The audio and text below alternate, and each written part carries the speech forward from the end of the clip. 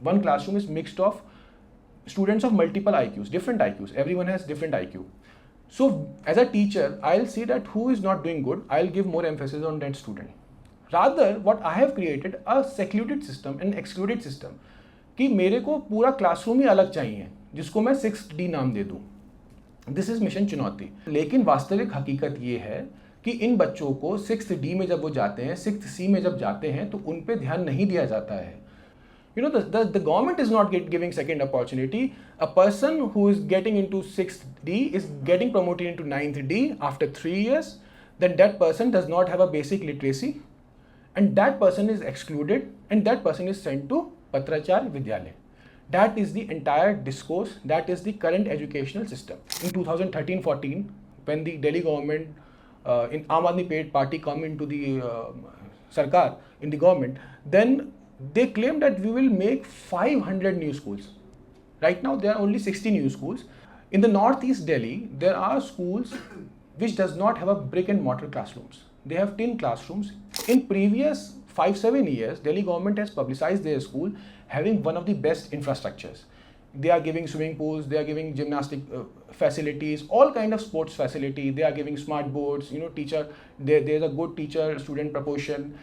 Teachers are very highly equipped with their knowledge. But when I went to this Delhi government schools, multiple schools I visited, I found out that none of the schools in which I surveyed, none of the schools had smart boards, which the Delhi government claims. Teachers were not well equipped to run those smart boards.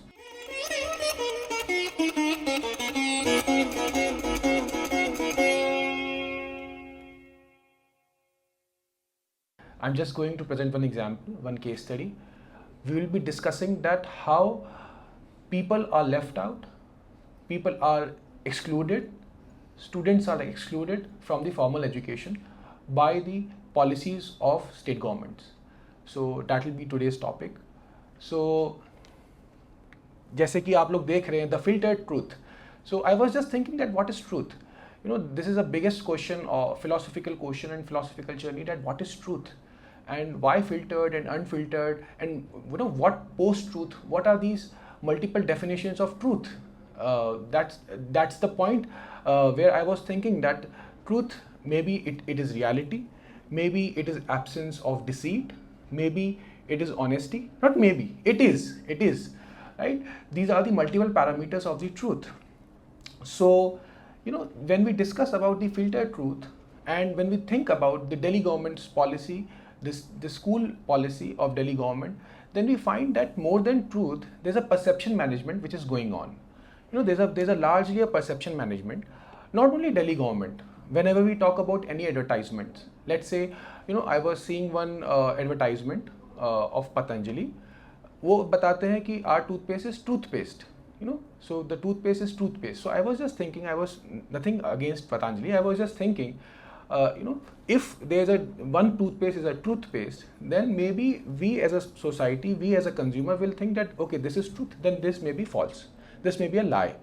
You know, so that's how we think, truth versus lie.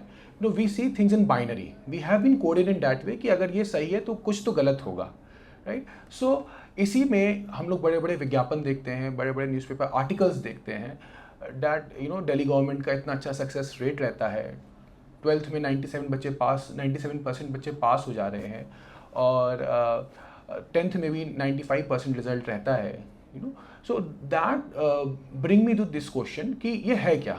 You know, to go on and deep dive into the research that what is going on. And me coming from a very small place in Bareilly, Uttar Pradesh. So मैं जब छोटा था तो हमेशा देखता था कि I gave my 12th board exams in 2010. Then I used to think, you know, मेरे यहाँ जो पासिंग परसेंटेज है it is around 75-70%. But Delhi के बच्चे how do they excel that much? मतलब what are these Delhi government school doing? They are getting, at that time they would be getting 87%, 85% passing percentage.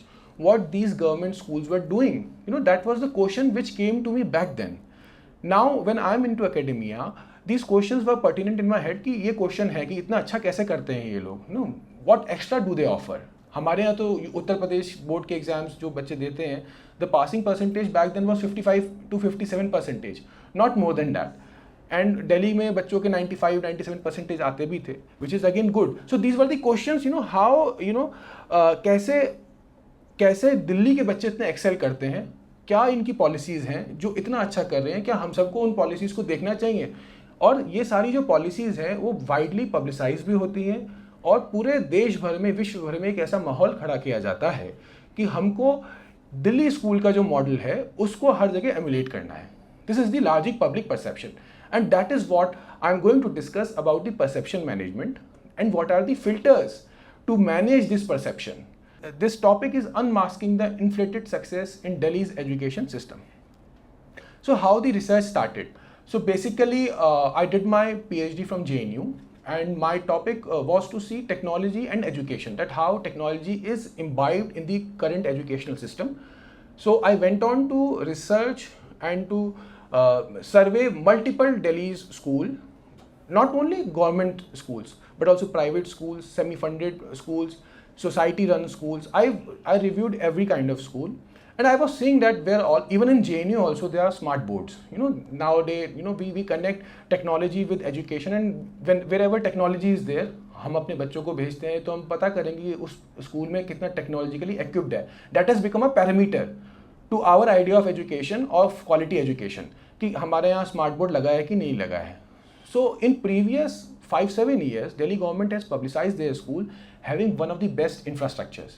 They are giving swimming pools, they are giving gymnastic facilities, all kind of sports facility. They are giving smart boards. There's a good teacher-student proportion. Teachers are very highly equipped with their knowledge. There are regular teacher workshops.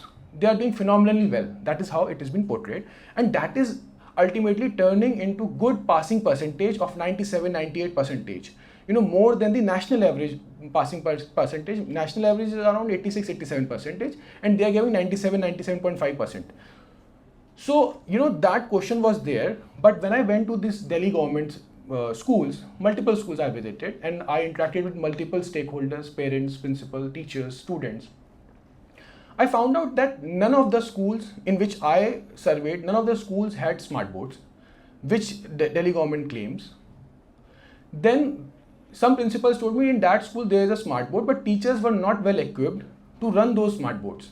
The smart boards were there, but they were used as a regular blackboard. So that's how it triggered me कि बताते कुछ और है, होता कुछ और है. वहाँ से वो प्रश्न आया. I met multiple dropout students also, that they have been dropped out in class 9th, and I interviewed their parents that what is happening to you. आप 9th में drop out होकर कहाँ जाते हो? तो हमको ये समझना होगा कि बच्चे जो 9वीं क्लास में drop out हो जाते हैं, ये बच्चे एक गरीब तबके के परिवार से आते हैं. ज़्यादातर उनके माता पिता की annual income less than 3 lakh per annum होती है, और वो कहीं ना कहीं मार्जिनलाइज सेक्शन से भी हैं. दलित, वंचित ऐसे परिवार से आते हैं, मार्जिनलाइज सेक्शन से आते हैं. तो बच्चे जब 9th क्लास में ड्रॉप आउट हो जाते हैं, they get into the economic space, labour space, rather than carrying their own education, because not many parents can afford their education. They cannot afford their education. आप एक बारी fail हो गए, आपको छोड़ना ही पड़ेगा. तो एक प्रश्न ये भी आता है, when I wrote this article, many of the people asked me this question कि ड्रॉप आउट हो गए, बच्चे पास नहीं कर पाए एक बारी, they went out of the system. It is good only. If they are not performing, they should go. That is how it should be. अगर आप गवर्नमेंट राइट टू एजुकेशन 8वीं कक्षा तक देती है. 9वीं कक्षा में you are free to go. There is no, अब बच्चे जो है वो 8वीं कक्षा तक उनको एक समय का भोजन मिलता है या 2 समय का भोजन मिलता है, इस कारण से वो दे कम टू स्कूल, राइट. लेकिन 9th के बाद सरकार की जिम्मेदारी नहीं है, सरकार उनको खुला छोड़ देना चाहती है. देन अगेन, अगर ये सारी चीज़ें हैं, ये एक बड़ा सिनेरियो है, ये सारी चीज़ें हैं, तो 97% का क्या खेल है. I wanted to know that how they are getting 97%. Now the question begins. So they are getting 97% more than the national average. So this my entire PPT, my entire presentation will be focusing on 5 to 6 points, that why inflated success rates, how the dropout rates, what is dropout rate first of all, and how these dropout rates are increasing year by year despite of government giving their efforts to decrease it. There are regular interventions by Delhi government to decrease the dropout rates, but yet they are not very apt to do that. They are not able to do that, and there are lack of science courses also. These are the parameters on which I am going to discuss. then how the students are filtered. The next point will be the biases in the state sponsored education and the cheating, how it is taking place, how the malpractices are taking place. So government, there's a scheme named as modified Patrachar scheme. तो modified Patrachar scheme is not a recent scheme. This scheme is from 1968. जब मैं वहाँ गया सर्वे करने तो I thought कि अरे modified पत्राचार स्कीम ये लोग रन करते हैं, तो ये तो अभी शायद आम आदमी पार्टी की गवर्नमेंट ने कर दिया होगा। तो मैं आपको समझाऊंगा कि मॉडिफाइड पत्राचार स्कीम क्या है, पत्राचार स्कीम क्या होती है। तो मेरे ध्यान में आया कि नहीं, ये तो पहले से है, it is from 1968, it is not a new scheme. ये पत्राचार स्कीम पूरे भारत में कहीं नहीं है, सिर्फ दिल्ली में ही है। दिल्ली के बच्चों को ऐसी सुविधा क्यों देनी? मतलब that was a primary question which triggered me, that if a person is dropping out in 9th class, you are giving them an alternate mechanism to give your board examination through Patrachara scheme, not through NIOS. NIOS is a separate board which was always there, perennially there. But you are promoting students to take Patrachara schools to get CBSE certificates in class 10th and 12th, and how this takes place. So in 2017, in Vidhan Sabha of New Delhi, there was a discussion that हम लोग इन बच्चों का drop out rate का क्या करें. So a scheme was planned, a scheme was plotted that a person who is dropping out, a person who is not able to pass twice in class 9th will be named as विश्वास group. विश्वास means होता है भरोसा. ऐसे भरोसेमंद बच्चों को, उनको भरोसे का नाम दिया गया, उनको नाम दिया गया कि आप सबसे नंबर 1 बच्चे हैं, आप पे विश्वास किया जाएगा और आप पे विश्वास करके आपको एक्स्ट्रा एफर्ट दिए जाएंगे, आपको टीचर्स दिए जाएंगे, एक्स्ट्रा टीचर्स दिए जाएंगे, आप उसी स्कूल में पढ़ेंगे, लेकिन आप बोर्ड एग्ज़ाम सीबीएसई के NIOS का या फिर सीबीएसई का किसी और पत्राचार्य विद्यालय से देंगे. तो पत्राचार्य विद्यालय एक बड़ा इंस्टीट्यूशन खड़ा हो गया जहाँ पे हर साल लाखों बच्चे पढ़ने आते हैं, लाखों बच्चे वहाँ एडमिशन लेते हैं. हर साल दिल्ली में 1 लाख से अधिक बच्चे जो है वो पत्राचार्य विद्यालय में एडमिशन लेते हैं. More than 1 lakh people are getting, more than 1 lakh students are getting dropped out. If there are reports which claim that 50% of the students get dropped out, systematically dropped out, they have been systematically excluded from the formal education. And जो ये 50% बच्चे निकलते हैं उनको नाम दिया जाता है कि वो विश्वास ग्रुप के अंदर में आते हैं, और उन पे दिल्ली गवर्नमेंट एक्स्ट्रा एफर्ट करेगी और उनका ड्रॉप आउट रेशियो इस तरीके से हम कम करने की कोशिश करेंगे कि आपको एक एग्ज़ाम दिया जाएगा जिससे कि फर्दर प्रोटेस्ट ना हो. Otherwise if they are excluding them from board exams, तो क्या हो सकता है कि पेरेंट्स प्रोटेस्ट कर सकते हैं, स्टूडेंट्स प्रोटेस्ट कर सकते हैं. तो वो प्रोटेस्ट बचाने के लिए एक सिस्टम को स्ट्रेंथन किया गया. The system was there, the system is strengthened now, the system is formalised now, the system is have become flawless. There is no flaw. The CBSE board, the CBSE has given them some kind of notification in 2024 that you cannot take admission in 2024. But yet I see that the Department of Education has given an advertisement for the Patrachar Vidyalaya. And Patrachar Vidyalaya is only one Vidyalaya. Patracharya school is only one school, which is in GTB Nagar. But you will find, if you go and search right now on Google only, you will find hundreds of Patracharya Vidyalaya. तो एक पूरा institution, एक पूरी एक coaching industry खड़ी हो गई है पत्राचार्य विद्यालय के नाम पे. मैंने कई पत्राचार्य विद्यालय के जो लोग क्लेम करते हैं कि हम आपका एडमिशन करवा सकते हैं, ऐसे करके मैंने 5 से 6 इंस्टीट्यूट्स में कॉल किया. They asked me that you give me 40,000 rupees, I'll get your son admission. I told that my son is, he has failed in class 9th and he wants to give exam through Patracharya Vidyalaya. So there are 10 to 15 websites, coaching institutes which take money, but Patracharya Vidyalaya is not taking 40,000. No one is seeing that. People are getting cheated, students are getting cheated. वो 40,000 हज़ार 50,000 रुपये के नाम पे पत्राचार्य विद्यालय में उनका admission करवाएंगे, लेकिन वहाँ की इतनी फीस है नहीं. तो वो 40,000 50,000 रुपये वो प्रति बच्चा लेते हैं. यानी कि अगर 40 से 50,000 रुपये हम प्रति बच्चे से लें और ऐसे करके हमारे पास 80,000 से 1 लाख बच्चा प्रति साल आ रहा है, तो कितनी बड़ी एक रेवेन्यू क्रिएट हो रही है, जो कि फॉर्मल इकोनॉमी का पार्ट नहीं है, जो कि एक सोची समझी साजिश की तरीके से हो रहा है. So this was the key argument. So what is happening, these are the Vishwas groups. विश्वास मीन्स कि आपको एंकरेज किया जाएगा, कि आप अगर 9th में 8th में you are not doing good, आपको सिस्टमेटिकली एंकरेज किया जाएगा कि आप पत्राचार्य विद्यालय के लिए तैयारी करिए. आप 8th में अच्छे से परफॉर्म नहीं कर पा रहे हैं, आपको 9th में पत्राचार्य विद्यालय में भेजा जाएगा. आपको पेरेंट्स को भी बताया जाता है कि आपको पत्राचार्य विद्यालय में भेजा जाएगा। आप मानसिक रूप से तैयार रहिए कि आपका बेटा, आपका बच्चा, आपकी बेटी अच्छा नहीं कर रही है and he shell go to पत्राचार्य विद्यालय, तभी वो अपना 10th का 12th का एग्जाम दे पाएगा। So so I was thinking that how this dropout takes place.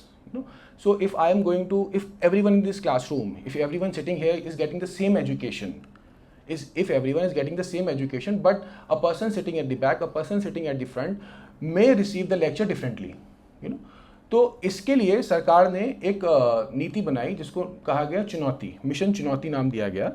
और मिशन चुनौती में ये बताया गया कि क्लास 6 में, मान लीजिए जून में आपका एडमिशन होता है, तो जून में वो इस वाले स्लाइड में लिखा होगा, अगर आप इस नोटिफिकेशन को देखेंगे तो जून में मैंडेटेड स्कीम है। इस पूरी स्कीम में ये बताया गया है विधानसभा के डिस्कशन में कि आपको 26 से लेकर 28 जून के बीच में आपको एग्ज़ाम कंडक्ट करना है क्लास 6 के बच्चों का।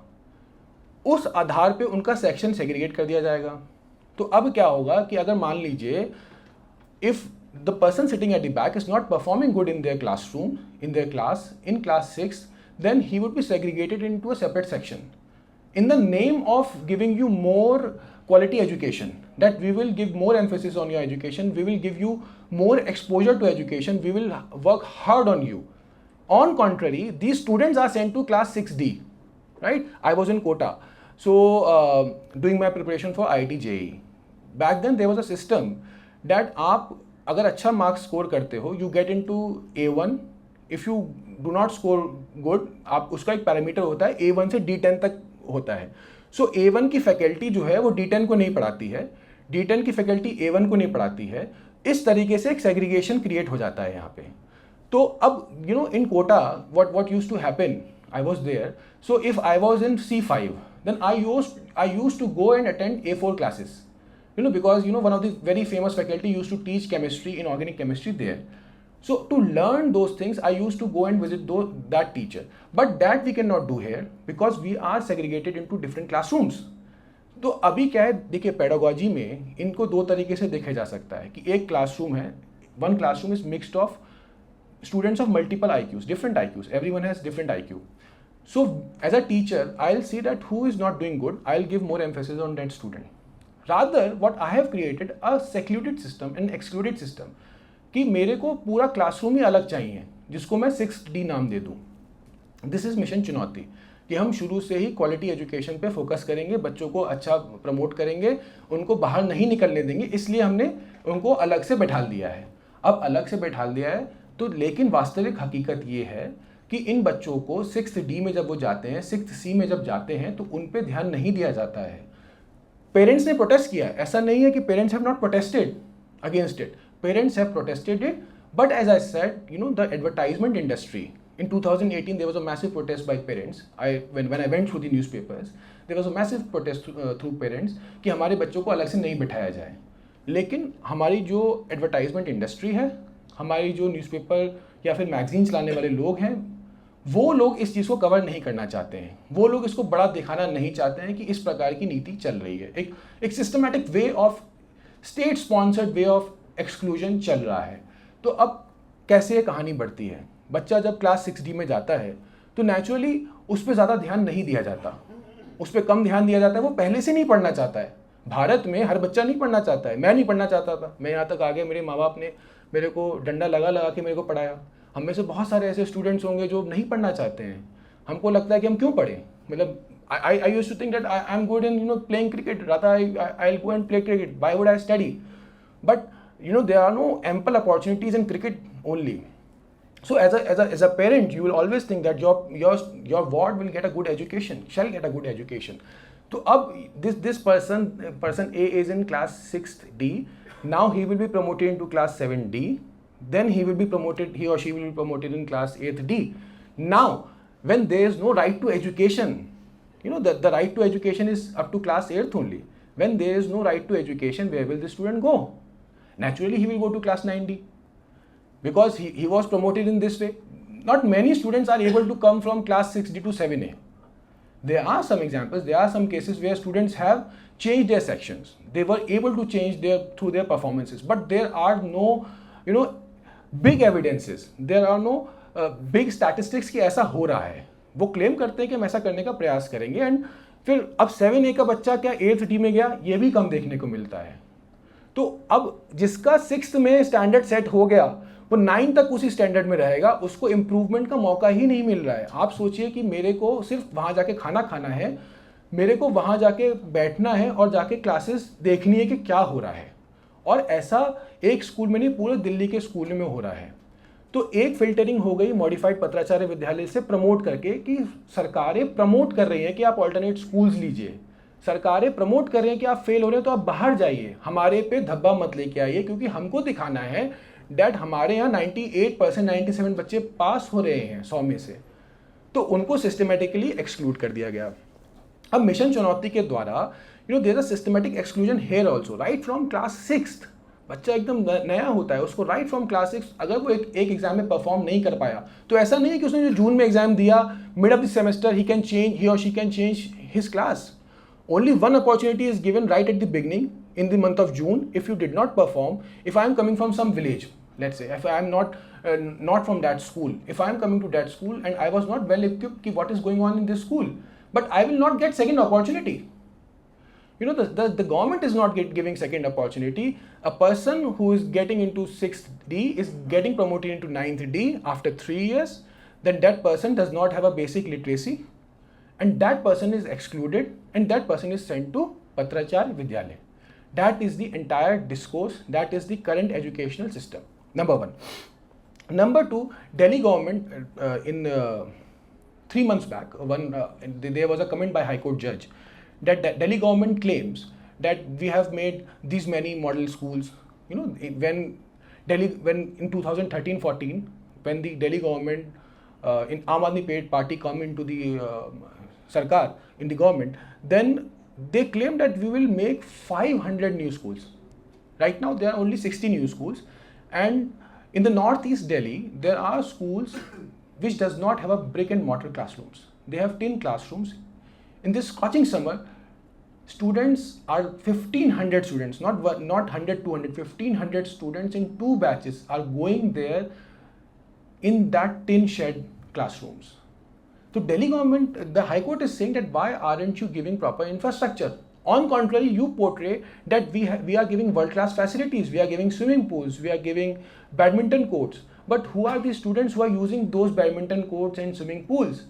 The curricula is very tight curricula.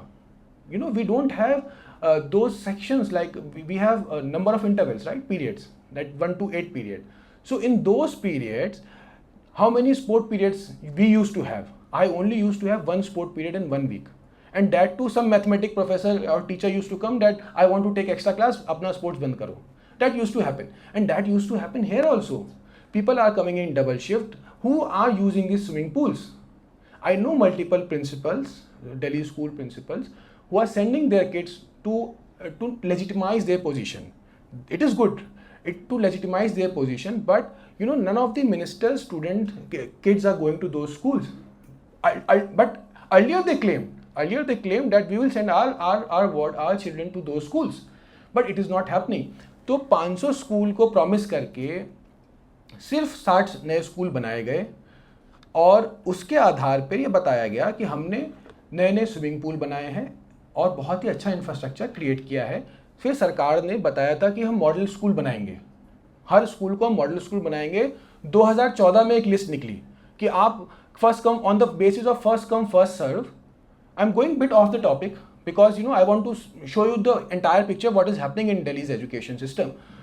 So जब 2014 में around 60 schools ने register किया on the basis of first come first serve that we want to become an model school, तो हमको ज़्यादा पैसा मिलेगा। अब वो लिस्ट तब से चेंज नहीं हुई है।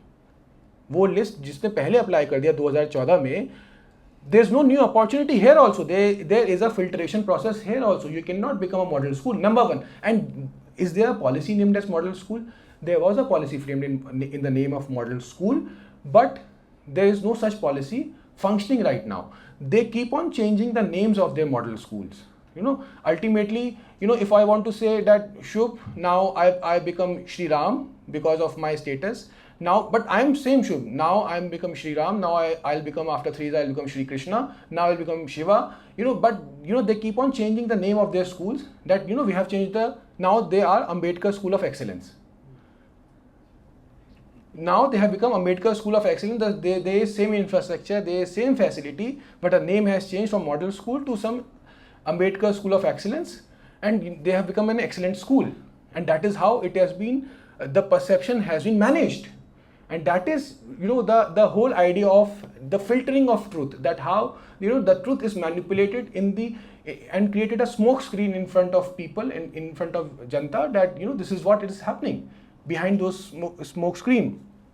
So these are some evidences which because I try to trace RTIs, I try to trace High Court's comments, I try to trace Vidhan Sabha's comment, and I try to trace some newspaper articles also. So this was the Mission Chunauti which I was discussing, and one point which I missed, that there is a major discontent in parents, but they have no weapon to protest. Because who are these people? They are rickshaw wala, they are sabzi wala, they are auto wala. For one day they can protest. To protest also, we need to have some weapons. We can protest for 3 days, we can go on strike for 2 days, 3 days, and these, एक body भी बनाई गई है दिल्ली सरकार के अंदर में कि वो पेरेंट्स टीचर मीटिंग अच्छा करते हैं. दे आर गोइंग मैसिव, एक मास पीटीएम करके एक उनका कॉन्सेप्ट है. It is a good concept, I want to appreciate it. It's a good concept. A lot of people come into it. And what happens, एक association बनाया गया, parents association. वो वहाँ के काउंसलर जो है उसका निरीक्षण करेंगे कि that who is the head of that association. And once some parent tries to deviate from that association, some parent try to disassociate from that association, then they feel other kind of challenges. So the weapon which was all not there at all, उनको वो ताकत भी छीन लिया गया कि अब उनको वो लड़ाई भी नहीं लड़ने दिया जाएगा, क्योंकि उनको डिफरेंट काइंड ऑफ बॉयकॉट्स झेलने पड़ सकते हैं.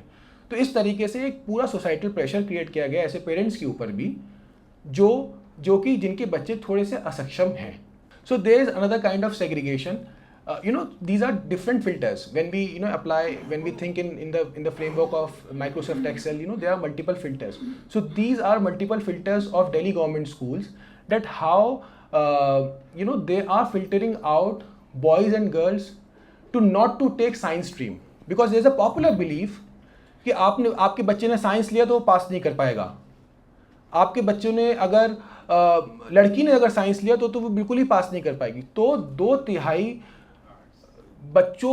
2/3 स्कूलों में साइंस कोर्सेज नहीं है, सिर्फ 1/3 में ही है. Only 1/3 school offers science stream.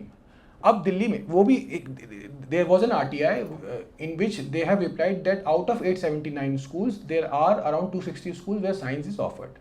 But in Delhi there are more than 1100 schools. So they have not given data of 200 schools, which I don't know that what is happening there.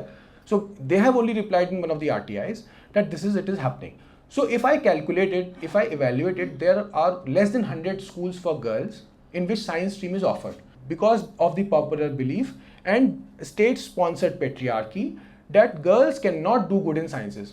So one of our colleague in my campus, his girl child went to Sarvodaya Vidyalaya. She wanted to take science, but the science course was she got good percentage. She got 87%, which was valid to get a science course in Sarvodaya Vidyalaya. She got a good percentage. She wanted to take a science course, but the science course was available 10 kilometers far away. So the parents were concerned that I cannot send my girl every day to 10 kilometers away. How will she go? Her parent used to take her to the nearby schools till class 10th. 11th 12th तो वो पास में school था तो वो जाती थी, like in 1 kilometer vicinity और 1.5 kilometer vicinity. But अब वो 10 किलोमीटर दूर कैसे जाएगा? नंबर 1 बात ये आई. नंबर 2 बात क्या आई कि वहाँ पे जो साइंस के कोर्सेज हैं आपको शुरू में ही फीड किया जाएगा. There are popular options, there are easier options such as humanities, arts and commerce. You can take these options not only for girls but for boys also. Boys को भी ये प्रेरित किया जाता है कि आप ह्यूमैनिटीज़ लीजिए. तो अब इससे क्या फ़ायदा? अगर मैं स्टेट क्यों प्रमोट कर रही है? Why is state not giving an opportunity? When the high court is asking that please increase number of science courses in Delhi government schools, but you're not ready to do it. In 2017, High Court has asked. In 2022, when RTI showed there's no change in the statistics. There's no change in the statistics and government is not ready to do. Why? Because you believe in the fact that people cannot do, cannot do good in sciences. That preoccupied notion in the government's head is not doing away. It's not going away. अब स्थिति ये ऐसी आ गई है कि बच्चियों को पढ़ने का मौका ही नहीं मिल रहा साइंस स्ट्रीम में. तो हम लेकिन बात करेंगे कि हमारे यहाँ से 5 IITians निकल गए, 4 IITians निकल गए दिल्ली गवर्नमेंट. तो पहले नहीं होता था क्या ऐसा? मेरा प्रश्न ये है कि बिफोर 2013 क्या जब शीला दीक्षित की सरकार थी तब बच्चे IIT में नहीं जाते थे, तब बच्चे एम्स क्लियर नहीं करते थे? करते थे. There are brilliant students, but what in general students? What is happening to them? There is a massive filtration at every level to create that success rate of 97%. वो 97% लाने के लिए आपने दर पर दर एक फिल्टर लगा दिया गया कि आप ये नहीं करेंगे, ये नहीं करेंगे, और एक पूरा एक पॉलिसी, एक तंत्र बन चुका है जहाँ से आपको दिखाया जा सकता है कि दिल्ली के जो स्कूल्स हैं वो विश्व में सबसे बेहतर स्कूल हैं. यूनाइटेड नेशंस के लोग वहाँ आते हैं, विजिट करते हैं, उनको विजिट दी जाती है कि हमारे स्कूल सबसे बेहतर कर रहे हैं. हम उस स्कूल में लेकर जाते हैं जहाँ पे हमारी सबसे बेहतर फैसिलिटी होती है और हम दिखाते हैं कि हमने देशभक्ति करिकुलम लेके आए, हमने हैप्पीनेस करिकुलम लेके आए, हम बच्चों को खुश रख रहे हैं. आप बच्चों को पढ़ाओगे नहीं तो खुश ही रहेंगे बच्चे. आप टीचर्स कंप्लेन करते हैं that we are not getting हमारे पास इतना टाइम नहीं है कि हम लोग अपने बच्चों को अपने रेगुलर क्लास में अपने पूरा कोर्स खत्म कर पाएँ. टीचर्स ये कंप्लेन कर रहे हैं कि हमको वो मौका मिले कि हम अपना कोर्स खत्म कर पाएँ, लेकिन वो कोर्स उनको पूरा नहीं होने का, मतलब पूरा मौका मिलता ही नहीं है कि वो अपना पूरा कोर्स कर पाए. तो इससे क्या है कि बच्चों को पूरा कोर्स नहीं मिलता. बच्चे जब जाते हैं एग्जाम्स देते हैं तो वो इतना अच्छा परफॉर्म नहीं कर पाते हैं, but they are happy. And one another issue which is very important and pertinent issue which none of the newspaper have covered. Only ETV Bharat, I found, one of the principal told me, I don't want to name that principal, one of the principal told me that I have complained to CBSE that there are massive malpractices in board examination, in 10th and 12th board examination. What is that malpractice? So what happens कि अब simple सी बात है, there is a very famous school, ABC, let's say, and there are 5 branches of ABC schools. So what happens when I get the center of board examination? तो मेरे को ABC 1 को ABC 2 में भेज दिया जाएगा, ABC 2 को ABC 1 में भेज दिया जाएगा. तो क्या होता है, एक मानसिकता क्या होती है कि आप मेरे बच्चों का ख्याल रख लेना, मैं आपके बच्चों का ख्याल रख लूँगा. तो आपस में लेन देन हो गई. अब जब लेन देन हो गई, अब क्या सरकार को ये दिख नहीं रहा है? दिल्ली गवर्नमेंट के बच्चों को सिर्फ दिल्ली गवर्नमेंट के ही स्कूल में सेंटर मिलता है. इस चीज को कितने विसिल ब्लोअर्स ने कंप्लेंट किया है, जाकर बताया है सरकारों को, सीबीएसई को शिकायत कर रही है. 2022 में एक 3-4 प्रिंसिपल्स ने, टीचर्स ने मिलकर एक एनोनिमस चिट्ठी उनको दी, एक विसिल ब्लोअर, क्योंकि because they can not give their identity, they can not reveal their identity. उन्होंने एनोनिमस कंप्लेंट्स करी हैं. सिर्फ ईटीवी भारत ने उसको कवर किया और किसी ने कवर नहीं किया. That person has sent to every newspaper, every news channel, they have sent that, but no one has covered that. That is an irony. अब क्या हुआ कि जब वहाँ पे गया तो सीबीएसई ने, I checked, in 2023, in 2024, the situation is same only. They have not changed their centers. I don't know why CBSE is not doing that and why CBSE is, maybe promoting the malpractices. They're not giving an eye on it. कितना आप समझ लीजिए कि अगर ऐसा क्या है कि डीपीएस के बच्चे को दिल्ली गवर्नमेंट के जगह पे सेंटर नहीं दिया जा सकता, या दिल्ली गवर्नमेंट के जो बच्चे पढ़ रहे हैं उनको दिल्ली पब्लिक स्कूल में जाकर सेंटर नहीं दिया जा सकता. मैं जब when I give my board exams, I used to go in Kendriya Vidyalaya used to come in my school. ऐसा क्या है कि दिल्ली गवर्नमेंट के बच्चों को अलग से ही सिस्टम दिया जाएगा, वो वहाँ नहीं जा सकते? ये सोचने का विषय है. और लगातार विसिल ब्लोअर्स इस पर काम कर रहे हैं, सरकारों को बता भी रहे हैं कि मैल प्रैक्टिस हो रही है. और आपको एक बड़ी अच्छी बात बताता हूँ, एक जोन 10 है, मतलब दिल्ली गवर्नमेंट ने 30 जोन में इसको बांट दिया है पूरे दिल्ली को. जोन 10 में 100% रिजल्ट आया है. 100% रिजल्ट जोन 10 के अंदर आया है कि एक भी बच्चा फेल नहीं हुआ. जोन 10 में जोन 10 में अराउंड 75 स्कूल्स हैं। कैन यू इमेजिन 75 स्कूल में एक भी बच्चा फेल नहीं हो रहा है?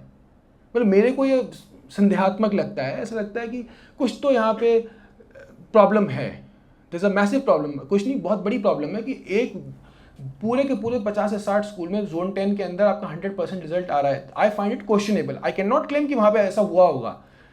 अब क्या होता है कि फ्लाइंग स्क्वाड्स आते हैं, जब कई लोगों ने मेरे से प्रश्न किया कि फ्लाइंग स्क्वाड्स आते हैं, सीबीएसई अपने फ्लाइंग स्क्वाड्स को स्पॉन्सर करती है, तो जब फ्लाइंग स्क्वाड्स आते हैं तो फ्लाइंग स्क्वाड्स कैसे आते हैं? वो उड़ के तो नहीं आते, they are not drone, they are people only when they कम।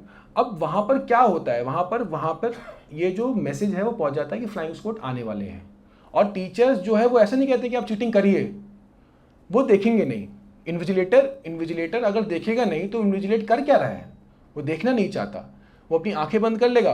तो अब बच्चों को जो करना है वो बच्चे कर लेंगे, वो प्रमोट नहीं कर रहे हैं चीटिंग को, वो बस देख नहीं रहे हैं चीटिंग हो रही है। तो इस प्रकार से अगर काम होगा तो एक प्रकार का ये भी मैं इसको एक फ़िल्टर मानता हूँ। फ़िल्टर उन बच्चों के लिए जो मेहनत करते हैं अच्छे मार्क्स लाने के लिए, जो मेहनत करते हैं कि एक फेयर सिस्टम मिले। जैसे अभी एनटीए में जो हो रहा है, एक फेयर सिस्टम हम स्टूडेंट्स मांगते हैं। वो नहीं चाहते कि मैं जो क्वेश्चन पेपर देने जा रहा हूँ वहाँ लीक हो जाए, वहाँ सेंटर में चीटिंग हो जाए और फिर मेरे को उस अपॉर्चुनिटी से मिस कर दिया जाए कि मैं टॉप कर सकूँ। एक सरकार का क्या काम होता है? एक प्लेटफॉर्म देना। आप अगर वो प्लेटफॉर्म देने में सक्षम नहीं है, जो इक्विटेबल प्लेटफॉर्म है, तो कहीं ना कहीं आप सबके साथ धोखा कर रहे हैं। और लेकिन आप ये दिखाना चाह रहे हैं कि हमारे जो स्कूल्स हैं, हमारे जो शिक्षा प्रणाली है वो सबसे अव्वल है, उसका कोई तोड़ नहीं है पूरे विश्व भर में, और विश्व भर को हमारे लिए मॉडल हम दिखाने वाले हैं। लेकिन उसके पीछे का सत्य कुछ इस प्रकार भी है। मैंने ऐसे सोचा कि क्या रिकमेंडेशंस मैं दे सकता हूँ। मेरे रिकमेंडेशंस कौन सुनेगा, क्योंकि मैं तो लिखता रहता हूँ और रिकमेंडेशन देता भी रहता हूँ। लेकिन इसमें हमको एक segregate, there are multiple models in which we in the educational pedagogy we discuss that एक क्लासरूम कैसा होना चाहिए, डिफरेंट आईक्यू के बच्चों को एक साथ हम कैसे बैठा सकते हैं। तो जो कमज़ोर छात्र है उसको आप अलग से काउंसलिंग दीजिए, उसकी रेमिडियल क्लास भी दे सकते हैं तो दीजिए। अब रेमिडियल क्लास आप कैसे देंगे? रेमिडियल क्लास के लिए तो इंफ्रास्ट्रक्चर ही नहीं है, बिकॉज 2 शिफ्ट में क्लासेस चल रही हैं। आपको समझना होगा, 6 से 12 चलती है, फिर 2 से शायद एक मतलब शाम तक चलती है। तो दो एक ही जगह पे 2 स्कूल्स रन हो रहे हैं, एक टाइम लड़का का एक टाइम लड़की का, या फिर दोनों टाइम अलग अलग शिफ्ट में चल रहा है। तो रेमिडियल क्लासेस कब होंगी? टीचर्स ऑलरेडी इतने प्रीऑक्यूपाइड हैं, टीचर्स को ऑलरेडी इतना काम दिया जाता है, टीचर्स को एडमिनिस्ट्रेटिव वर्क भी दिया जाता है। पहले टीचर्स को आज से 10 साल पहले इतना administrative day to day school की फंक्शनिंग को काम नहीं दिया जाता था, आज ज़्यादा मिलता है उनको। तो वो रेमिडियल क्लासेस कब देंगे? वो रेमिडियल क्लासेस भी नहीं दे पाएंगे, उनके पास काउंसलिंग का कोई मैकेनिज्म नहीं है। और इसको जो अर्ली स्टेज की जो फिल्टरिंग है उसको रोकना चाहिए आप उसको, बल्कि ये एक चुनौती बन गया है। आपने इसको मिशन चुनौती बताया कि हम बच्चों को सही लेवल पे लेके आएंगे, उनकी क्वालिटी बढ़ाएंगे। लेकिन चुनौती ये बन गया है आज की डेट में कि हम बच्चों की छटनी ना करें, हम बच्चों को प्रारंभिक तरीके से फिल्टर आउट नहीं करें। तो ये प्रश्न खड़ा हो गया कि आप ये मत करिए। आपकी सोच अच्छी हो सकती है, मैं ही नहीं कह रहा हूँ कि आपकी सोच खराब है कि आप चाह रहे हो कि बच्चों को हम निकाल दें, मैं आपकी सोच पे प्रश्न नहीं कर रहा हूँ। लेकिन मेरे को यहाँ पे दिखता है कि आपकी इंटेंशंस पे क्वेश्चन उठाए जा सकते हैं। As a public, as an academic person, I will raise questions on your intentions also. आपकी सोच पे क्वेश्चन नहीं है, लेकिन आपकी इंटेंशन पे क्वेश्चंस मेरे को नजर आते हैं और मैं उठाना चाहता हूँ। अब साइंस कोर्सेज की जब विषय आता है तो महिलाओं को साइंस पढ़ने क्यों नहीं दिया जाएगा?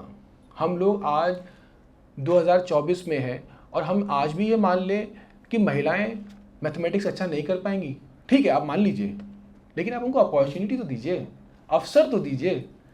अवसर से आप उनसे अवसर कैसे छीन सकते हैं? वो अच्छा करें या ना करें, वो अच्छा कर पाएं या ना कर पाएं, लेकिन अवसर मत छीनिए। आपने क्या कर दिया है, लड़कियों से भी और लड़कों से भी छीना है। आप सोचिए, जब 1/3 स्कूलों में only 1/3 school offer science courses, तो आप इसकी कल्पना कर सकते हैं कि मेरे को कितनी भी अच्छी परसेंटेज आ जाए, लेकिन मेरे को 10 किलोमीटर दूर जाके पढ़ना होगा। क्या सब लोग बच्चों के पास इतनी फैसिलिटी है? क्या बच्चों को डीटीसी में आपने फ्री में बस की सेवा दी है?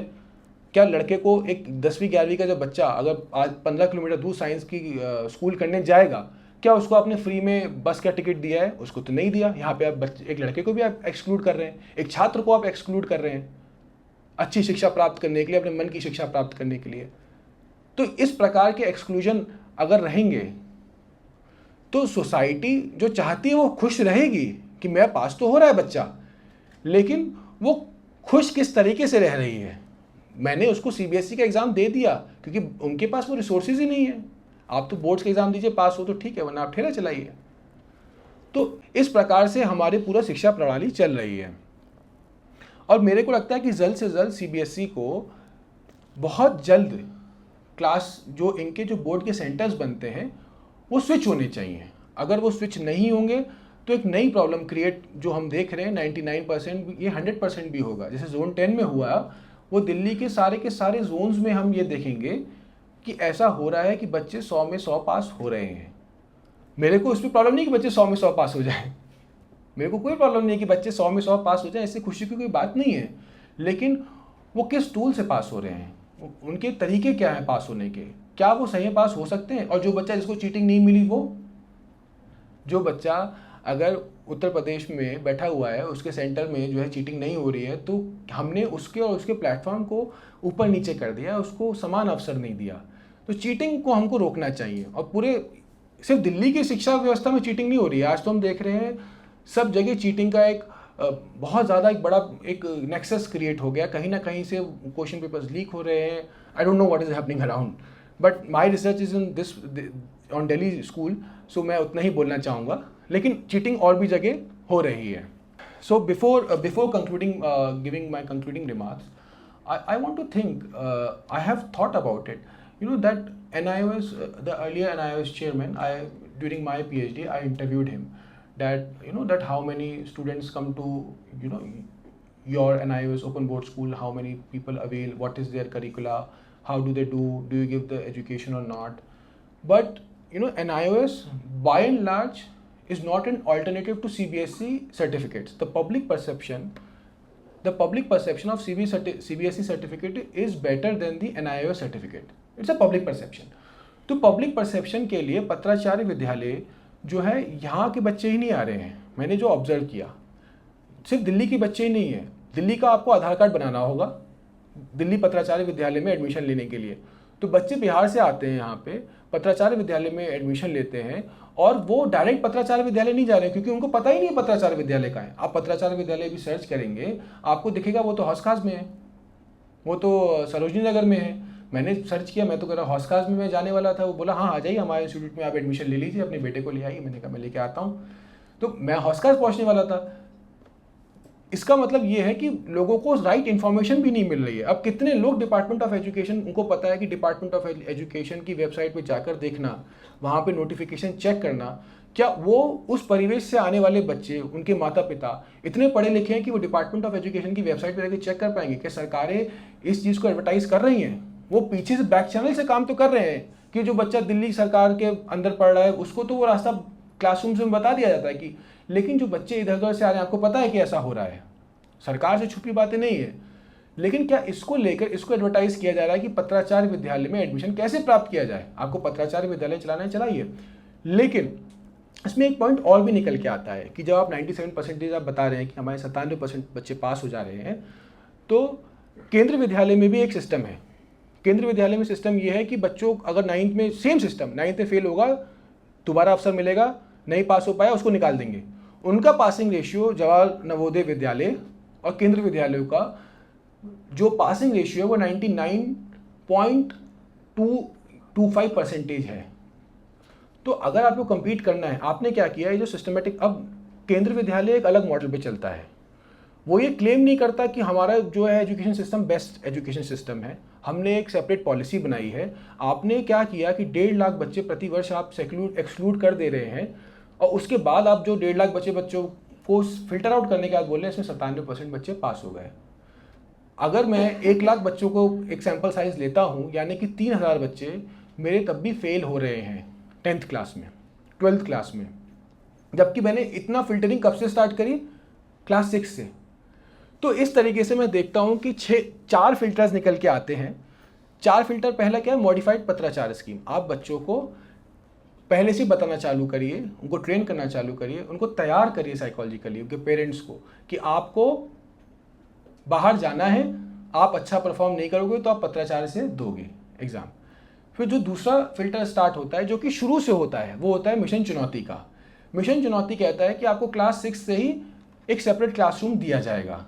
ये एक फिल्टर है कि वो कैसे कहानी आगे बढ़ती है, मैंने अभी ध्यान में दिलाया कि वो धीरे धीरे धीरे एक्सक्लूड होते होते वो 9th में जाके बाहर निकल जाता है। फिर तीसरा एक्सक्लूजन ये है कि महिलाओं को और छात्राओं दोनों को साइंस कोर्सेज ऑफर ना करना, जिससे कि इनकी पासिंग परसेंटेज अच्छी रहे, क्योंकि एक पॉपुलर परसेप्शन ये है सोसाइटी में कि साइंस में बच्चा अच्छा नहीं करता। फिर फोर्थ पॉइंट ये आता है कि माल प्रैक्टिसेस क्या क्या है। चीटिंग से आप जो है रेगुलरली एक बड़ा फिल्टर क्रिएट कर रहे हैं अपने पासिंग परसेंटेज बढ़ाने के लिए, और सरकार को ध्यान में है कि ऐसा हो रहा है, लेकिन इस पर कोई काम नहीं कर रहा, इसको पब्लिसाइज नहीं किया जा रहा। इस ऐसे कह के मैं अपनी बातों को समाप्त विराम करना चाहता हूँ। धन्यवाद। So, a couple of questions. First is about the inflation numbers. One thing which I have also observed, that there is a syllabus difficulty in CBSE Delhi and ICS. One thing which I have observed, like when I was in 10th, this is something which I discovered by myself. So I was in CBSE Delhi only. But there are students which are coming from UP and other states with ICSE board. They claim that the level of education was much higher in ICSE and as compared to CBSE Delhi. So one thing which might contribute to that also. Second, which I think, just want a suggestion on that. So right now there are more than 60 education boards in India. So, and I guess this is the reason that there are disparity in numbers of passing and all. So can we have a unified board all over country? Like we have CBSE, ICSE, and NOS, and then we have regional state boards. So having a one central board all over the India. So there are two questions. The second question I want to answer first, that can we have one unified one board? तो इसमें क्या है, it also creates another kind of exclusion. Why? CBSE has not localized their content till now. If you are from Delhi, okay, you can understand Hindi, but what if you are exposed to a Odia literature, and Odia person is learning Tamil literature? They have not done that localization of the content. The SCRT जो state council होता है, उसने अभी तक अपने syllabuses में state के contributions को लाए नहीं है। तमिल लिटरेचर क्या है, तमिल हिस्ट्री क्या है, मेरे को सारा जो पढ़ाया जाएगा वो तमिलनाडु में बच्चा बैठा है जो CBSE में जो पढ़ रहा है, वो ज़्यादातर नॉर्दर्न पार्ट ऑफ इंडिया का ही हिस्ट्री पढ़ रहा है।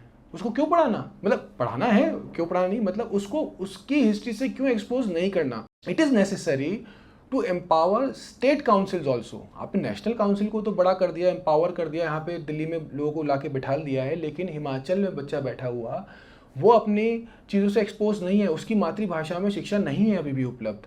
वो मैथमेटिक्स हिंदी में नहीं, वो इंग्लिश में नहीं पढ़ पाता। उसको मैथमेटिक्स तो आप हिंदी में पढ़ा सकते हैं या फिर उसकी मातृभाषा में पढ़ा सकते हैं, तो वो अभी तक एक्सपोजर नहीं मिला, नंबर 1। नंबर 2, अगर हम लोग, क्योंकि कॉन्करेंट टॉपिक है ये एजुकेशन, वो सिर्फ सेंटर ही नहीं देखता, वो स्टेट भी देखता है, तो स्टेट से आप वो हक नहीं छीन सकते कि आप उनका बोर्ड बंद कर देंगे। आप उनको बोर्ड दे सकते हैं, लेकिन उसमें प्रश्न ये आता है, जैसा आपने मेरे को बताया, उसमें एक अच्छा काम जो हुआ when I was in national institute technology, तो उसमें क्या होता था कि बच्चों को डायरेक्ट उनके बोर्ड्स के नंबर से वहाँ पे एडमिशन मिलता था, शायद दिल्ली यूनिवर्सिटी में भी होता था। अब क्या है कि कुछ ऐसे बोर्ड्स होते थे बहुत लिबरली मार्क करते थे, उधर 99% आना was very easy. Me being from UP board में लाना 70% was really tough. In Rajasthan board also it is really tough to get 70%। अब बच्चे जो है वो वहाँ से, अब हमने क्या देखा, मतलब it went through my eyes, in front of my eyes when I was in NIT। अब उसमें क्या है कि बच्चे जब आ रहे हैं, तो जब 90% 99% बच्चे वाले ज़्यादा जो आ रहे हैं, उनका हमारे से IQ सेम ही है, लेकिन आपने क्या कर दिया कि आपने एब्सोल्यूट नंबर देखा, तो वहाँ पे जो है सरकारें परसेंटाइज लेके आई हैं, और सरकारों ने ये थोड़ा सा सिस्टम को रिवैम्प भी किया है कि ये, या फिर आप इसको जो इसके आधार पे आप जो फर्दर हायर एजुकेशन में जो एडमिशन दे रहे थे, वहाँ पे पॉलिसीज चेंज हुई हैं। Yes, so same question. Could Yes. you please elaborate that how they are doing that partiality with the parents? So what is happening? This is my personal observation. जैसे कि parents की body बनती है, parents की body बनी वहाँ पे, और मान लीजिए कि उसमें एक चुनाव होगा लोकली, कि भाई आपके 10 लोगों की एक कमेटी बनेगी जो कि पेरेंट्स के बिहाफ पे लोगों को एसोसिएट करेंगे। अब मान लीजिए कि आपका बच्चा जो है वो परफॉर्म अच्छा नहीं कर रहा है ना, आपको कहीं ना कहीं तो आप अपने जिनको आपने इलेक्ट किया है, आप उनसे एक्सपेक्ट करते हैं, इनडायरेक्ट डेमोक्रेसी तो ऐसी रन होती है, उनसे आप एक्सपेक्ट करते हैं कि वो हमारा मुद्दा उठाएं। लेकिन वो जो है वो कहीं ना कहीं वो एसोसिएटेड, उनकी जो पॉलिटिकल एसोसिएशंस हैं वो इस प्रकार की होती है कि ऐसे मुद्दे वहाँ उठाए नहीं, अधिकतम नहीं उठाए जा सकते। उठाए जाते हैं, ऐसा नहीं कि उठाए नहीं जाते, लेकिन उनको बढ़ावा नहीं दिया जाता, उनको प्लेटफॉर्म नहीं मिल पाता कि वो बातें वहाँ तक पहुँच पाएँ। तो ऐसे पेरेंट्स की एसोसिएशंस तो नहीं कर रही हैं प्रोटेस्ट, पेरेंट्स आके प्रोटेस्ट कर रहे हैं जिनके बच्चों को निकाल दिया गया है। तो जिनके बच्चों को निकाल दिया गया, समाज तो उनको वैसे ही बोल रहा है कि आप तो फेल हो गए। अब फेल होने वाले छात्रों के संग कितने लोग खड़े हैं? अब फेल हो गए तो जाके अपनी मजदूरी करो। भाई वो तबका तो ऐसा नहीं है ना कि अगर मैं फेल हो जाता तो मेरे पिताजी बोलते ठीक है चलो कोई बात नहीं, तुमको जो है वो करस्पॉन्डेंस से 12वीं करवा देते हैं, उसके बाद तुमको कहीं बीटेक में एडमिशन दिलवा देंगे या बीए करवा देंगे कहीं से। लेकिन उनके पास तो वो अपॉर्चुनिटी है नहीं। तो जो बच्चे वहाँ फेल हो जा रहे हैं वो वहीं से ही शिक्षा से, पूरे सिस्टम से बाहर निकल जा रहे हैं, और उनके पेरेंट्स के पास वो वेपन नहीं है। अब हमको समझना होगा कि प्रोटेस्ट करने की हिम्मत सब लोगों में नहीं है। सब लोग अपना काम बंद नहीं कर सकते प्रोटेस्ट करने के लिए, और उनको पहले ही पता है कि हमारा बच्चा तो नकारा है। उनके दिमाग में ये सिस्टमेटिकली फीड कर दिया गया क्लास 6 से कि आपका बच्चा तो नकारा है, ये तो पढ़ता नहीं है, तो लिखता नहीं है, तो जो पढ़ने लायक है ही नहीं, तो मैं उस पर क्यों अपनी एनर्जी इन्वेस्ट करूंगा। पेरेंट्स का एक पॉपुलर परसेप्शन है। और अब क्या है कि पत्राचार विद्यालय में अब हर माँ बाप ये नहीं कहते हैं कि तुम दोबारा 10 दे लो, तुम्हारी 8वीं खत्म हो गई, जाके अब तुमको फ्री में खाना नहीं मिल रहा, जाके काम करो, पैसा कमाओ, घर में पैसे लेके आओ। तो ये एक मॉडल है। तो ऐसा मेरे को देखने में आया है। आपके सारे प्रेजेंटेशन में आपने कुछ चीज़ें जो हाईलाइट करी वो बहुत डिस्टर्बिंग है। सबसे पहली मैल प्रैक्टिसेस की बात, जेंडर डिस्क्रिमिनेशन की बात, कुछ अजम्पशंस पे चलना, बहुत यंग एज पे फिल्टरेशन प्रोसेस होना, ये कुछ चीज़ें बहुत डिस्टर्बिंग हैं। मगर मैं आपसे एक जनरली भी एक सवाल थ्रो करना चाहूँगी कि हमें समझना होगा कि एज सच ही जो हमारा एजुकेशन सिस्टम है वो बहुत फ्लॉड है। दूसरी बात, एजुकेशन सिस्टम, जब आप कहते हैं कि हर इंटेलिजेंस के लेवल का बच्चा, हर टैलेंट के लेवल का बच्चा एक ही क्लास में होना चाहिए, हम अज्यूम करके चलते हैं कि जो यूनिफॉर्माइज्ड एजुकेशन है वो रिफ्लेक्ट करता है एक यूनिफॉर्माइज्ड सोसाइटी, एक यूनिफॉर्माइज्ड इंटेलिजेंस लेवल वगैरह। मगर वास्तव में ऐसा है नहीं। ये जो यूनिफॉर्माइज्ड एजुकेशन सिस्टम है ये करीबन 19वीं सदी में हमारे ऊपर इम्पोज की गई थी। तो जिस एजुकेशन सिस्टम में आप यूनिफॉर्माइज करवाने की बात कर रहे हैं वो क्या एक्चुअली सोसाइटी को रिफ्लेक्ट करता है? दूसरी बात आपको जो समझनी होगी कि जो फिल्टरेशन प्रोसेस की आप बात कर रहे हैं, ये फिल्टरेशन, बोर्ड एग्ज़ाम क्या है, वो भी एक तरह का फिल्टरेशन प्रोसेस ही है, जहां आप जज करते हैं कि बच्चे का टैलेंट किस सब्जेक्ट की तरफ है। तो एक्चुअली क्या ये फिल्टरेशन प्रोसेस गलत है? क्योंकि जिस तबके की बात कर रहे हैं कि यहाँ के माँ बाप वो प्रोटेस्ट नहीं कर पाते हैं, कई लोग विलेजेस से आते हैं, तो जो फिल्ट्रेशन क्या एक्चुअली गलत है?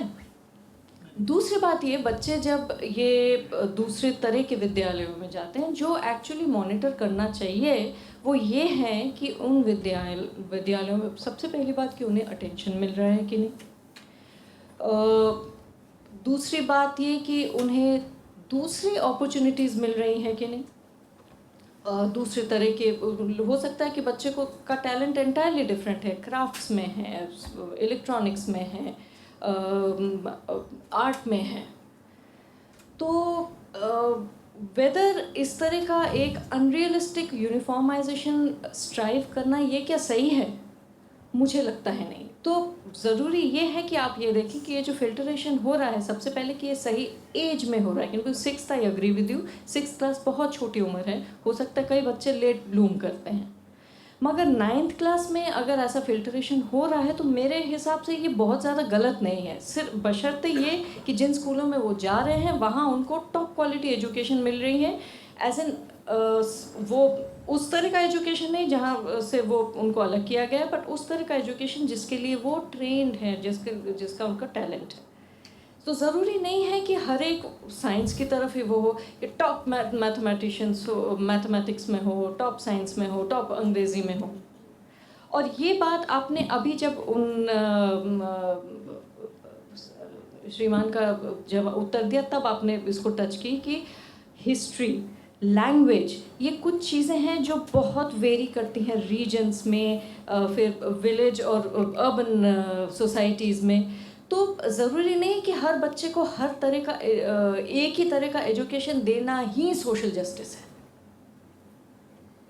तो इस बारे में भी विचार हो कि फिल्टरेशन ज़रूर करें, पर और किस उम्र में, और फिल्टरेशन किस एम से हो रहा है, कि उन्हीं बच्चों को जिनको हम देख रहे हैं कि वो एक यूनिफॉर्माइज ड्रिल में परफॉर्म नहीं कर रहे हैं, उनको दूसरी अपॉर्चुनिटीज़, दूसरे टाइप के वोकेशनल ट्रेनिंग दी जाए, या तो उनका जिस तरफ झुकाव है, जिस तरफ टैलेंट है, उसमें उत्तम एजुकेशन दिया जाए। तो इस बारे में आपके क्या विचार हैं, मैं जानना चाहती हूँ। जी, बहुत ही अच्छा प्रश्न है, और कहीं ना कहीं कुछ बातों से मैं आपकी सहमत भी हूँ कि जब 1890 के 60 के आसपास जो मैकुले के मिनट्स आते हैं, फिर 1920th सेंचुरी के बिगिनिंग में हम लोग की एक नई एजुकेशनल पॉलिसी बनती है, और आज जो मैं बात कर रहा हूँ यूनिफॉर्मिटी की, वो उसी की देन है। It is again a colonial continuity only, what you were trying to say. Number 1 point. Number 2 point आपने जो इसमें रेस किया कि कहीं ना कहीं आप अगर ये बोल रहे हैं कि आपको यूनिफॉर्मिटी लानी चाहिए, तो मेरा बेसिक प्रमाइस ये नहीं था कि मैं उनको यूनिफॉर्मिटी, मतलब मैं सबको, देखिए आज हमारे पास क्या टूल्स हैं, हमारे पास एक टेक्स्ट बुक है, हमने बच्चों के लिए अलग अलग एप्टीट्यूड के लिए अलग अलग टेक्स्ट बुक्स नहीं बनाई। अगर हम वो भी करेंगे, अगर आप पहले से मान के चल जाएंगे ये कम एप्टीट्यूड का बच्चा है, ज़्यादा एप्टीट्यूड का बच्चा है, तो हम यानी कि एक क्लासरूम की सेटिंग कैसे करेंगे। पेडागोजी में ये सब क्वेश्चंस क्रिएट होते हैं, पेडागोजी में ये सब क्वेश्चंस आते हैं कि आप क्लासरूम का सेटअप देखना कैसे चाहते हैं। तो अगर मैंने वहाँ पे क्या किया, बहुत अर्ली एज में, I was you are saying right only, बहुत अर्ली एज में आपने क्लास 6 में, बच्चा जब एकदम से प्राइमरी स्कूल से बाहर निकला है, क्लास 5th देख के आया है, उसको नहीं पता कि क्लास 6 में मेरा ही एग्जामिनेशन होगा, जिसको आपने मैंडेटरी बना दिया है, और उस आधार पे मेरा सेक्शन तय हो जाएगा जो मेरे जीवन की आगे आने वाली धारा को तय कर दिया जाएगा। तो फिल्टरेशन वहाँ पर, और दूसरी बात, उस फिल्टरेशन के बाद में उसको दोबारा मौका नहीं मिलना। We have not given the opportunity to that student to come back and excel in his life. वो अपॉर्चुनिटी देना उसको ज़रूरी है, वो अपॉर्चुनिटी उसे छीनना बुरा है। आपने फिल्टर करा, मान लीजिए अगर मैंने बोला कि आपकी सोच अच्छी हो सकती है, मैंने जब अपना वक्तव्य बोल रहा था, आपकी सोच अच्छी हो सकती है कि हाँ भाई बच्चों पे ध्यान देना चाहिए, जो कमज़ोर बच्चे हैं उन पर ज़्यादा ध्यान देना चाहिए, लेकिन ऐसा हो रहा है क्या? क्या ऐसा प्रैक्टिस हो रहा है कि आपने ऐसा सोचा कि ऐसा होना चाहिए, लेकिन ऐसा हुआ क्या? आपको सरकार चलाते हुए आज 10 वर्ष हो गए हैं, आपने कितना ड्रॉप आउट रेट में कमी लाया है? कोई सब्सटैंशियल रेशियो है क्या जो आपने कम किया? नहीं किया। बार बार हाईकोर्ट ये बोल रहा है कि आप बच्चों के जो इस प्रकार से जो ड्रॉप आउट रेशियोज आ रहे हैं, बच्चों को साइंस कोर्सेज ऑफर नहीं किए जा रहे हैं, आप अच्छा इंफ्रास्ट्रक्चर नहीं दे रहे हैं, आप इस पर काम करिए। लेकिन आप ये तो क्लेम मत करिए ऑन कॉन्ट्ररी कि हमारा जो दिल्ली का मॉडल है वो बेस्ट मॉडल है, और वो बेस्ट होने का वो यानी कि परसेप्शन मैनेजमेंट है। When I discussed about the filtered truth, I think that it's more than truth, it's a perception management. So perception manage करने के लिए आपने एक ऐसा तंत्र खड़ा कर दिया है कि हम अलग अलग CBSE की NCERT की बुक्स को अलग अलग कैसे फॉर्म करेंगे, एक ही स्कूल में एक ही क्लास में अलग अलग बच्चों को एक अलग कोर्स कैसे पढ़ाएंगे। ये एक चैलेंज है, फंक्शनल चैलेंज है हमारे एजुकेशन सिस्टम का। नंबर 2 बात, आपने जो बात बताई कि हमको वोकेशनल उनको एजुकेशन देनी चाहिए, उनकी रुचि के अनुसार, उनकी कैपेबिलिटी के अनुसार, उनको हमको आगे बढ़ाना चाहिए, उनको वो एक्सपोजर देना चाहिए। तो क्या हमारे पास वो टूल्स हैं? क्या हमारे पास वो टूल्स हैं? हमारे पास वो टूल्स नहीं है। एनईपी आज की डेट में एनईपी ये बात करता है कि हमको वोकेशनल एजुकेशन देनी चाहिए, लेकिन हम किस वोकेशनल एजुकेशन की बात कर रहे हैं ये भी देखने की बात है। हमने पूरा का पूरा एक पूरी अर्थव्यवस्था खत्म कर दी है। हमने मान लिया कि वोकेशनल एजुकेशन मतलब स्किल इंडिया में आप देख लीजिए कितने बच्चों के एम्प्लॉयमेंट लग रहा है। कोई बच्चा अच्छा अगर लोहार था, उस बच्चे को हमने बोला नहीं आप कंप्यूटर सीखिए। हमने वोकेशन का मतलब बता दिया है कि आप कंप्यूटर सीखिए, आप 12,000 की नौकरी करिए, वो वोकेशनल स्टडीज़ हो गया है। वोकेशन अलग अलग, आपने कितने लोहार बनाए, आपने कितने वर्ल्ड क्लास लोहार बनाए, आपने कितने वर्ल्ड क्लास कारपेंटर बनाए, पहले बनते थे। आपने कितने, आपने वो वोकेशन से हटा दिया उसको, आपने उसको निचला दिखा दिया है। समाज ने ऐसा नहीं है कि अभी किया, ये तो सदियों से ऐसा करते कि ये वोकेशन जो है वो कमज़ोर वोकेशन है, यहाँ पे आप मत जाइए। तो सिस्टमेटिकली अपने वोकेशन को नर्चर नहीं होने दिया, आपने ख़त्म कर दिया। पोटली में कितने अच्छे हम आजकल पॉटर्स देख रहे हैं, तो वो सारी स्किल्स तो जा चुकी हैं। अगर हमको वो स्किल सेट देना है तो हमारे स्कूल्स में वर्कशॉप्स हैं क्या? हमारे IITs में वर्कशॉप्स नहीं है। मैं तो यहाँ दिल्ली सरकार के स्कूलों की बात कर रहा हूँ। मैं NIT से पढ़ा हुआ, एक बेसिक लेथ मशीन सही से काम नहीं करती थी। वो लेथ मशीन में जब तक मेरे को चलाना नहीं आएगा, मैं कैसे सीखूंगा कि मेरे को कैसे टूल्स काटने हैं। वो लेथ मशीन मेरे को पूरे सेमेस्टर में सिर्फ 2 बार लेथ मशीन पे जाने को मिला। इतनी पॉपुलेशन है, इतनी जनता है भाई, आप हर सेमेस्टर में आपको 800 बच्चों को लेथ मशीन चलवानी है। नंबर ऑफ पीरियड्स कितने, आप उससे कैलकुलेट कर लीजिए कि एक बच्चे को लेथ मशीन बस देखने को मिलेगी। तो हम क्या ऐसी व्यवस्था क्रिएट कर पाए हैं? हमने सारा ध्यान किताबों पे डाल दिया कि आप किताब पढ़िए, आप इसमें एक्सेल करिए। हमने क्या ये सोचा कि स्पोर्ट्स को, हमने क्या सोचा कि हम वोकेशनल स्टडीज़ को हम उसको बराबर मार्क्स दें कि अगर मैथमेटिक्स में अगर वो 100 नंबर का हम क्वेश्चन पेपर दे रहे हैं तो उसके वोकेशन को भी हम 100 नंबर पे CBSE के 10th बोर्ड में रिफ्लेक्ट करें। ये हम नहीं कर रहे हैं। जब तक हम ये नहीं करेंगे, हमारी नेशनल एजुकेशन पॉलिसी रिकमेंड करती है कि हम ऐसा करेंगे, लेकिन क्या ऐसा होने लगा है, इसके पीछे फ़र्क है। नेशनल एजुकेशन पॉलिसी बहुत चीज़ें रिकमेंड करती है, जो आप बोल रही हैं नेशनल एजुकेशन की पॉलिसी की लाइन पे ही बोल रही है। मैं सहमत हूँ। इनफैक्ट ये बात मैंने पहले ही कही कि ये बेसिकली कि ये फिलोसफी है ही नहीं। तो इनफैक्ट फिल्ट्रेशन जो आप वर्ड यूज़ कर रही है, it's a very kind word. You should use a more unkind word which is exclusionist this thing. So I am in agreement with you. But basically मेरा ये भी है कि ये एक जनरल सवाल हम सबके लिए है कि एक्चुअली इस बात पे जोर होना चाहिए कि एक्सीलेंट स्कूल्स क्रिएट करें for alternative streams also. Yes ये बिल्कुल, I agree with it ma'am. क्योंकि वो जो जैसे आपने कारपेंट्री की बात करी एक्सेट्रा, जिस तरह का एक्सीलेंस इंडिया में था स्टोन वर्क्स में, कारपेंट्री में, मेसनरी में, मतलब वो एक्सीलेंस आज हर जगह एक जो कहते हैं ना बहुत ही लो ग्रेड वो चल मीडियोक्रिटी जिसको which is the word is कि there is mediocrity in every thing because we are chasing uniformity. Ma'am आपने जो यूनिफॉर्मिटी की बात बोली, मैं इस पर सोचता भी हूँ कि मान लीजिए हम एक डेवलपिंग कंट्री है, मान के लीजिए हम एक डेवलपिंग कंट्री है। हम डेवलपिंग कंट्री होने के नाते हमारे पास कितनी अपॉर्चुनिटीज़ हैं। Everyone can not be a Neeraj Chopra. We have to understand that. मेरे को जो अंडरस्टैंडिंग आती है, मेरे पिताजी जब मेरे को डांटते थे, मारते थे कि पढ़ाई कर ले, अब मेरे को वो बात समझ में आती है कि कहीं ना कहीं मैं यहाँ के खड़ा हो गया हूँ। अगर मैं वो नहीं किया होता, वो क्रिकेट ही खेलता होता, मैं अच्छी क्रिकेट नहीं खेल पाता था। ये मैं तब ऑब्जर्व नहीं करता था, मेरे को लगता था मैं एक अच्छा क्रिकेटर बन सकता हूँ, लेकिन मैं अच्छा क्रिकेट नहीं खेलता था। आज मेरे को लगता है अगर मैं उसी में अपना जीवन झोंक दिया होता तो क्या मैं रणजी तक खेल पाता? तो कहीं ना कहीं बेसिक शिक्षा देना, एक यूनिफॉर्म शिक्षा, एटलीस्ट आपको इतना तो पता ही होना चाहिए। आपको बेसिक मैथमेटिक्स पता होने चाहिए, आपको बेसिक अंग्रेज़ी हिंदी के शब्द पता होने चाहिए, आपको बेसिक साइंस पता होने चाहिए कि अगर इसका बॉइलिंग टेम्परेचर कितना है। ये सब बेसिक फंडामेंटल चीज़ एक बच्चे को पता होनी चाहिए। वहाँ तक उसको क्लास 8 तक NEP ऐसी डिज़ाइन हो रही है। NEP ने ऐसा करिकुलर डिज़ाइन करने की एक अपील की है अपने पूरे पॉलिसी में। कई बार ये पेरेंट्स ही अपने बच्चों को आगे नहीं बढ़ाना चाहते, क्योंकि वो एक माइंडसेट है ना, हम एक डेवलपिंग देश हैं। हम रेलिवेंट नहीं, बिल्कुल बिल्कुल मैम, आपकी बात से सहमत हूँ। और इसमें सक्सेस स्टोरीज भी आनी चाहिए। आप जो बात कर रहे हैं मैम, अनटिल अनलेस अगर समाज इससे सहमत नहीं होगा, बच्चों को अगर आज पेरेंट्स को पता चल रहा है अच्छा जैवलिन फेंकने से हमारा बच्चा इतना फेमस हो सकता है, सब लोग जैवलिन फेंकवा रहे हैं अपने बच्चों को, तो समाज एक ट्रेंड भी देखता है। अब मेरे पिताजी के समय पे BA इकोनॉमिक्स और MA इकोनॉमिक्स कर लिया, आपने बहुत काम कर लिया। फिर बीएससी का प्रचलन आया, फिर बायोटेक्नोलॉजी का प्रचलन आया, जब मैं 2004-5 की बात कर रहा हूँ, फिर बीटेक का प्रचलन आया, फिर बीटेक प्लस एमबीए का प्रचलन आया। अभी क्या प्रचलन चल रहा है मैं उसको जानता नहीं हूँ, लेकिन जब तक मैं छोटा था और मैं उस फील्ड में था तो मैं देखता था बीटेक कर लो, एमबीए कर लो, आईआईटी में चले जाओ, नहीं हो रहा तो मैं एनआईटी में पहुंच गया, क्योंकि मैं घिस के मैं अच्छा था, नहीं था पढ़ाई में, मैं बहुत अच्छा नहीं था साइंसेज में, लेकिन मैंने कोशिश किया, घिसा, एनआईटी पहुंच गया। तो कहने का अर्थ ये है कि कहीं ना कहीं से हम इसी क्रोडन पाथ पे ही चलना चाह रहे हैं, क्योंकि पेरेंट्स को ऐसा लगता है, पेरेंट्स की भी गलती नहीं है, क्योंकि उनके अंदर इतनी इनसिक्योरिटी है, वो जिस गरीबी से गुजर रहे हैं वो नहीं चाहते कि उनके बच्चों में वो गरीबी पास हो।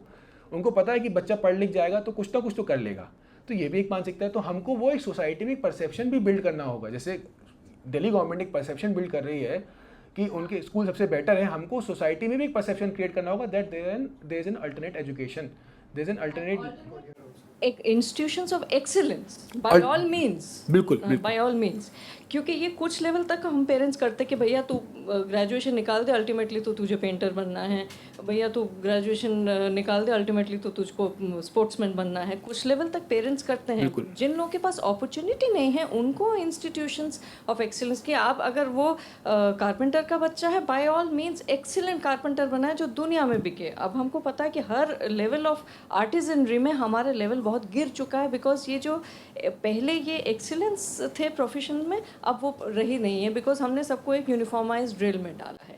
तो ये क्रिएट करने की ज़रूरत है, ये मैं मानती हूँ।